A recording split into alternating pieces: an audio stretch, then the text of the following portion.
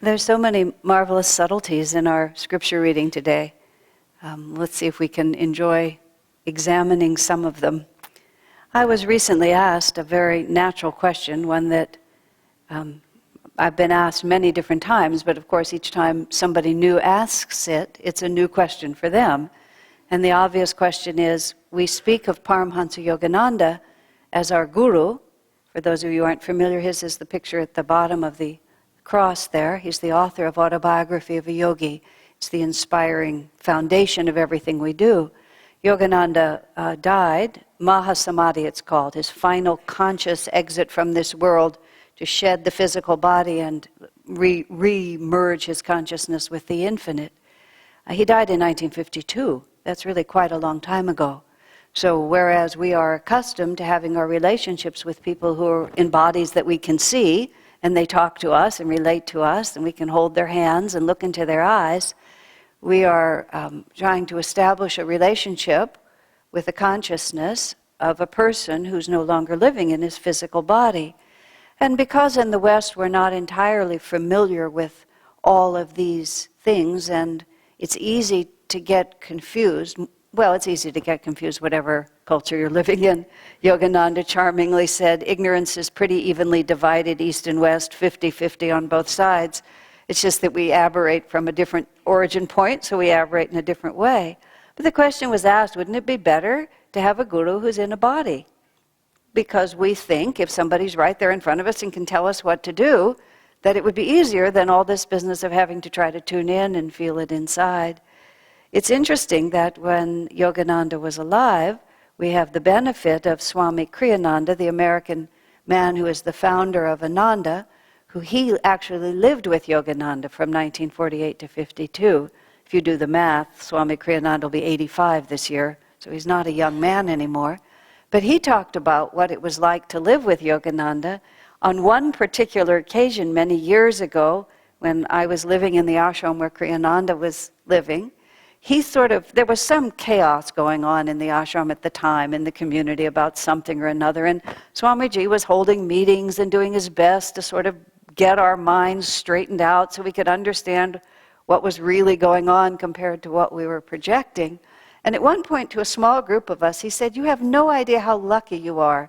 He said, "I bend over backwards to make things clear to you." He said, "Master never bothered." He said, you'd ask him a question, he'd give you some enigmatic, just two-word answer, just like that, and just leave it to you to try to figure it out. We have this idea that he would sit you down and he would say, "Now, Asha, the thing you need to understand is, inasmuch as you grew up in a certain way and are inclined to think like this." Swamiji said never. He never sat down, even though he had perfect vision of every disciple that he ever encountered. He even said, "I know every single thought that every one of you is thinking." We use the word omnipresent, we just kind of throw it around, but when you really imagine what it really means, he was equally present in all atoms of creation. And so it was just a matter of attuning from any perspective, and the whole perspective was there for him. But it wasn't helpful for him to take his superior knowledge and just place it upon our ignorance. Because merely to be told that this is a certain reality for you, and this is who you are, and this is what you need to do, is quite different than coming upon that realization, because it is the natural next step of your own unfoldment. And in fact, often it's quite confusing to have even people of wisdom tell you more than you're ready to know. Because then you try to sort of behave accordingly, or you live in fear of not quite living up to it. Isn't it completely different when it just occurs to you?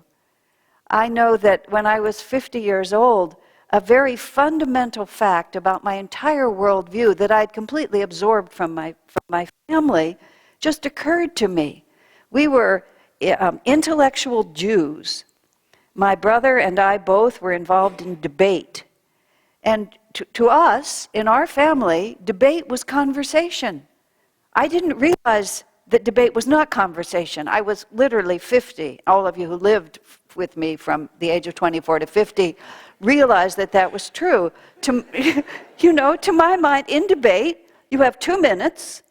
You present all your best arguments with all the energy you have and all the authority that you have. Then you wait and see what the other person does. Like this. My sweet husband, who was raised differently, tried often to explain to me that that was not conversation. The conversation is like a friendly give and take. There's a little space, that's a conversation stopper, when you've just laid it all out and then the next person is trying to deal with it like that.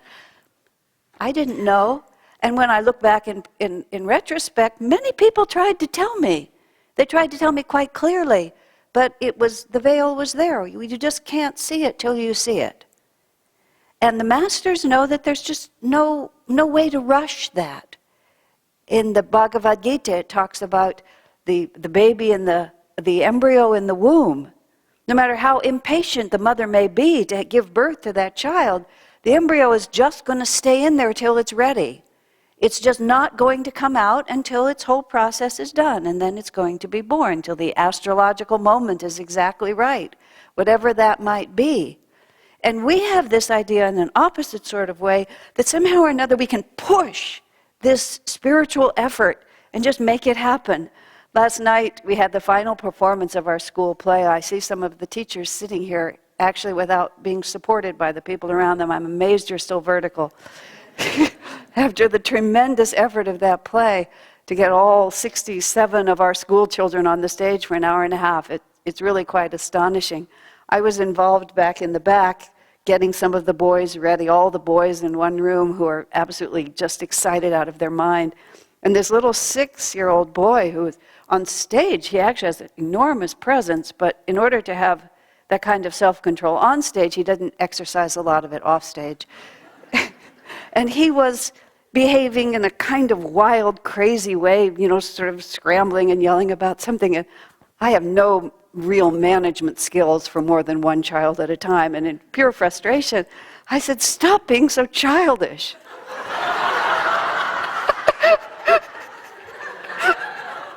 He responded just like you, complete bewilderment. He just looked at me and said, "I am a child."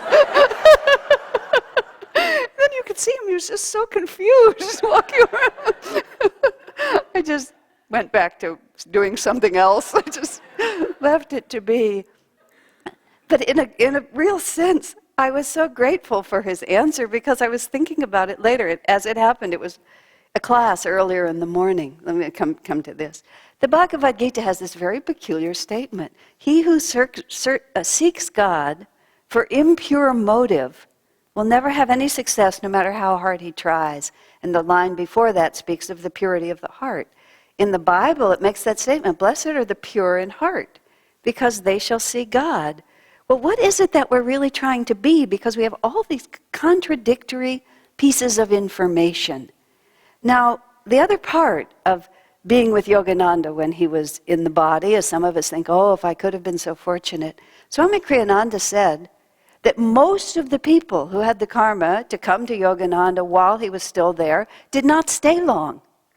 As he said, that the ashram where they lived had been a hotel before they bought it and converted it into an ashram. And he said it remained a hotel. People would check in, people would check out. It just sort of had that energy. It just kept going. And Swamiji said it wasn't really, for the most part, that they would lose faith in Yogananda's spiritual greatness. But Master would sit there without even speaking and just radiate out this illuminating force. And it was very difficult, it is very difficult, in the presence of calm, impartial truth to maintain your own delusions. I recall once with Swami Kriyananda, I was so upset about something or another, and I made some completely fatuous statement about something. And I can still vividly recall, he was totally impassive. Not a shade of anything crossed his face, but that was even more so. He just stared at me, just like that. And he just let the idiocy of my remark just float in the room like this. We both just had to look at it for a couple of minutes. And it was all right. That's what he said. It's interesting, in Autobiography of a Yogi, there's this exchange between Sri Yukteswar, who was Yogananda's guru, and Babaji, who is the overarching guru of the whole line of masters. And Sri Yukteswar had, Babaji had appeared to him, and Sri Yukteswar went to buy some sweetmeats to honor the guru, and he left for a moment, and when he came back, Babaji wasn't there anymore. Right. And Sri Yukteswar was a little annoyed about that. And then later on, I don't have exactly the details of this, but this is the main point of it, is that Sri Yukteswar did not perceive Babaji in the room because his mind was too restless to perceive it. And when Sri Yukteswar's guru said, well, you didn't see Babaji? Well, your mind was so restless. In fact, Babaji said, your restlessness nearly extinguished me. And Sri Yukteswar just said, oh, okay, just like that. Like, no part of him wanted to say, well, but you did something that I didn't like either. You left when I went to get you something and you weren't there when I came back, and who are you to say? You know, all the kinds of things that we're always trying to do to just in some way avoid just that straight, clear picture. Oh, debate is not conversation. You know, well, of course I'm childish. I'm a child. What do you expect? You know, there's always this desire to be a little something that we're not. And it gets very confusing, really, on the spiritual path, because at the same time, this whole reading is about don't affirm your weaknesses. You know, see yourself as a child of God, claim the light, don't say that you're a sinner. But when the pure light of Spirit comes at us and reveals ourselves as mere children behaving in a childish way, we have to be so calm and unstartled by the simple truth presented to us. So the answer to this is really in that word, the simple truth. We have to understand that what we're seeking is not any external picture. The goal of the spiritual path is not this or this or this or this. The goal of the spiritual path is to be the reality that is our true nature. Now, the first aspect of that reality, the unmistakable reality, is we are children of God.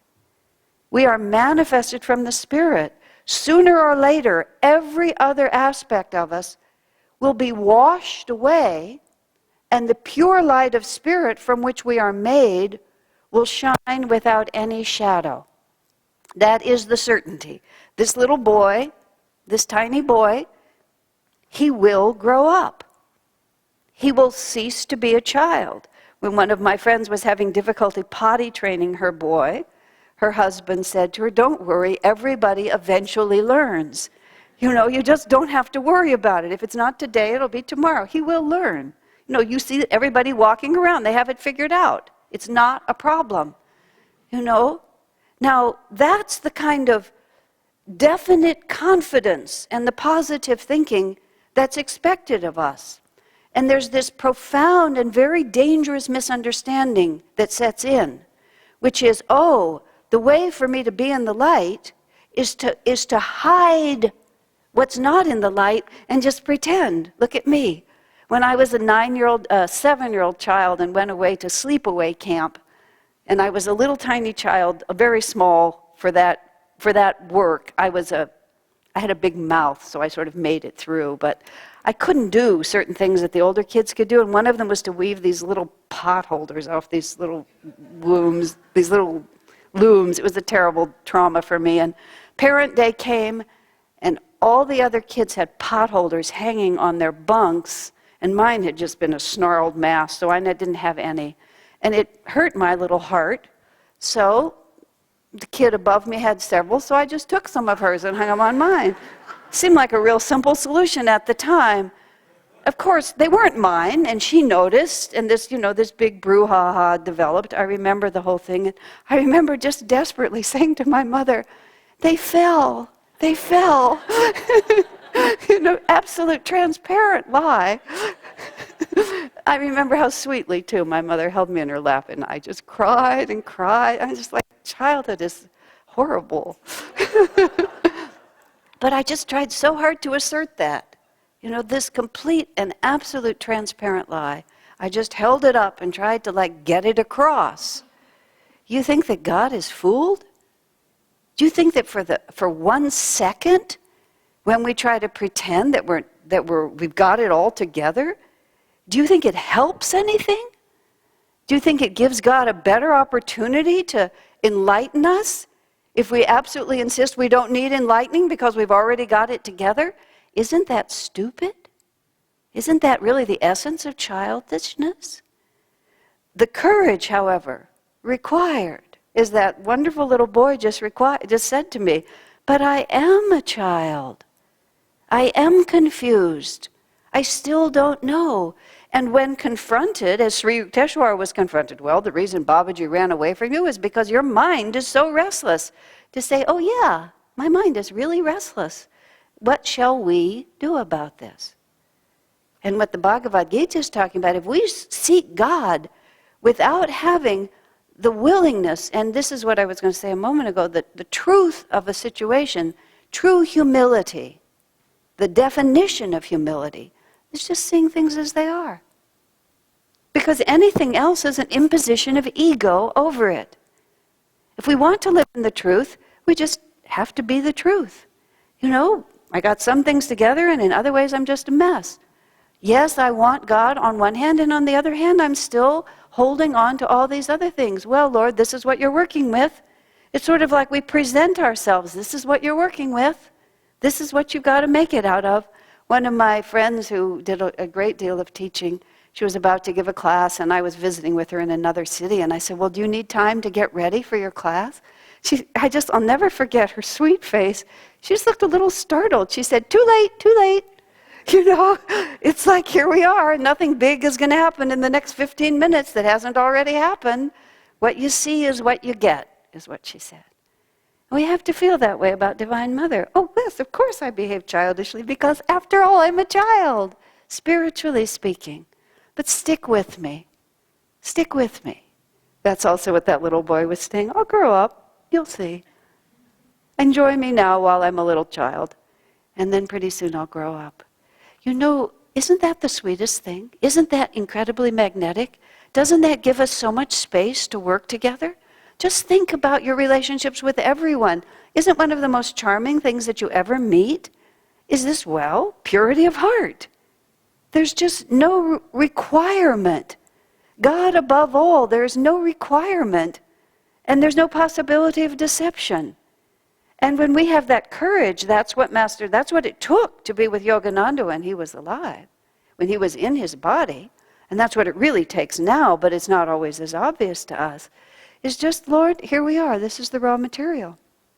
You know, I particularly like to cook by just opening the refrigerator. Often when I'm visiting friends, I don't have much time to cook at home, but often when I'm visiting, oh, let's make dinner. They just open the refrigerator and just see what's in there. Oh, what kind of a meal can we make out of what we've got? And that's pretty much what God is working with. What you see is what you get. And we're just going to have to work with what's here. And yes, of course, underneath, nothing can ever touch our spiritual greatness, but that's what we affirm. We don't affirm that this little self is already organized. If it were, it wouldn't be here. The little self is really quite messy. But the divine self is so beautiful, it just shines right through it. And together, that's what we enjoy. That's what's also absolutely magnetic about little children so much of the time, you see, especially very small ones, is they're not yet defined by their behaviors. So yes, every night the milk spills at the dinner table, but the idea that they're actually spilling it doesn't occur to them for quite some time.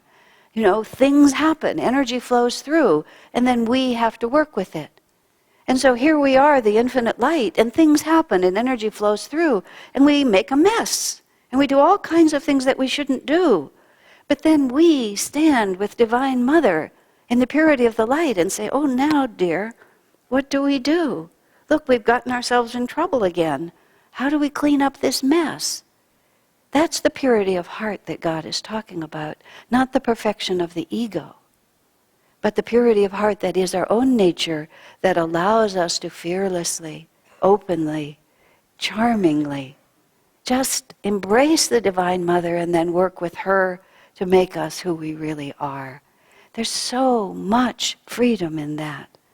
And there's so much misery in any other path. The whole spiritual path is to diminish suffering, to increase bliss. And the sooner and the more deeply and wholeheartedly we embrace these divine promises, the more that promise will be fulfilled for us. God bless you.